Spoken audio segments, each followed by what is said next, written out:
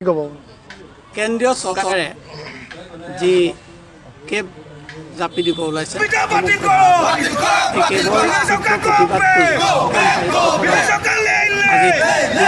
পূৰ্বৰে পৰা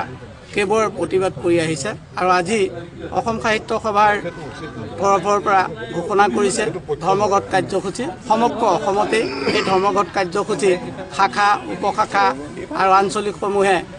আজি এই ধৰ্মঘট কাৰ্যসূচী দিনৰ 11 বজাৰ পৰা 1 বজালৈ অনুষ্ঠিত কৰিব আৰু সেয়ে লংকা আঞ্চলিক সাহিত্য সভাৰ সৌজন্যত আমি ইয়াৰ সমৰ্থনতেই আজি এই কাৰ্যসূচী অনুষ্ঠিত কৰিছোঁ। আৰু লংকা দাঁতিকাষৰীয়া অঞ্চলৰ সাহিত্য শাখাসমূহেও ইয়াত সহযোগিতা আগবঢ়াইছে আৰু আমাৰ তীব্ৰ প্ৰতিবাদ যে অসমত কেব জাপি দি যি দাঁতিধ্বংস এক বিধায়কে অসমৰ খিলঞ্জীয়াৰ মাজত যি জাতি বিৰোধী এক বিভাদগামী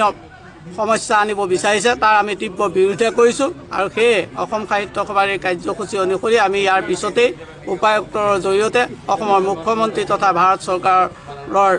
প্ৰধানমন্ত্ৰীলৈ আমি ইয়াৰ কাৰ্যসূচীৰ প্ৰতিবেদন দাখিল কৰিম আৰু এই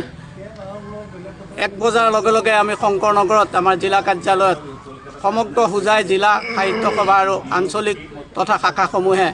এক স্মাৰকপত্ৰ প্ৰদান কৰাৰ কাৰ্যসূচী আমি গ্ৰহণ কৰি ইয়াৰ তীব্ৰ বিৰোধিতাৰে আন্দোলন কৰিছোঁ।